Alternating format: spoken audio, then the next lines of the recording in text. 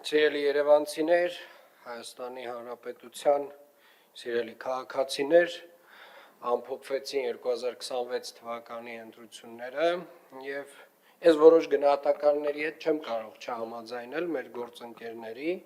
որ այս ընտրությունները խախտումների չափով, այո, նվազագույնը վերջին 8 տարիների առումով բացառիկ էին։ Եվ իրականում վերջին 8 տարիների ընթացքում առաջին անգամ ընդդիմության ներկայացուցիչները փորձեցին ընտրակաշառքով, ընտրակեղծարարությամբ, մարդկանց ուղղորդելով, վախացնելով քվեներ ստանալ եւ ես չեմ բացառում, որ որոշ չափով դա նրանց մոտ ստացվել է։ Իհարկե Հայաստանի Հանրապետության քաղաքացիները շատ լավ process-ը տեսնելով, հասկանալով իրենց գերակշիռ մեծամասնության մեջ այս գործընթացին հակազդել են։ Եվ սա են խոսում ընտրության փաստացի արդյունքները։ Եվ իրականում սա երևի բացառիկ մի դեպք է, երբ որ որևէ մի երկրում ոչ թե իշխանությունները, այլ ընդդիմությունը փորձում է ընտրակեղծարարությամբ զբաղվել։ Եվ դա անում է համակարգային։ Եվ իրականում այնքան բացահայտ եւ բոլորի աչքի առաջ այդ process-ը եղել, այնքան ենք լսել այդ ձայնագրությունները, արդեն որևէ բանի վրա չենք զարմանում։ Ես համաձայն եմ նաեւ մեր գործընկերների հետ, որ այստեղ մեր մեղքի բաժինը մեծ է։ Եվ ես համաձայն եմ, որ մենք պետք է որոշակի քայլեր կիրառենք եւ գործարկենք դեռևս 8 տարի առաջ, բայց ես մի բանում նաեւ վստահ եմ, որ բոլոր ընտրակեղծարարները, բոլոր այն մարդիկ, ովքեր որ պատկերացրել են, որ պետության զավթման հնարավորություն ունեն ընտրակեղծիքով եւ ընտրակաշառքով, իրենք չեն պատկերացնում, դեռևս չեն պատկերացնում իրենց ինչ է սպասվում։ Եվ իրականում, դա ասենց ինչ որ իրանք տենց են նախորդ 8 տարիների այն հանգստության, որոշակի հանգստության մեջ են, ես մաղթում եմ այդ հանգստությունը իրենց հետ դեռ ինչ որ ժամանակ լինի, որովհետև իրենց համար գալիս են անհանգիստ ժամանակներ, որովհետև այս երկրում այլևս երբեք Հայաստանի Հանրապետության ժողովուրդը թույլ չի տալու ընտրակեղծիքով ընտրություններ,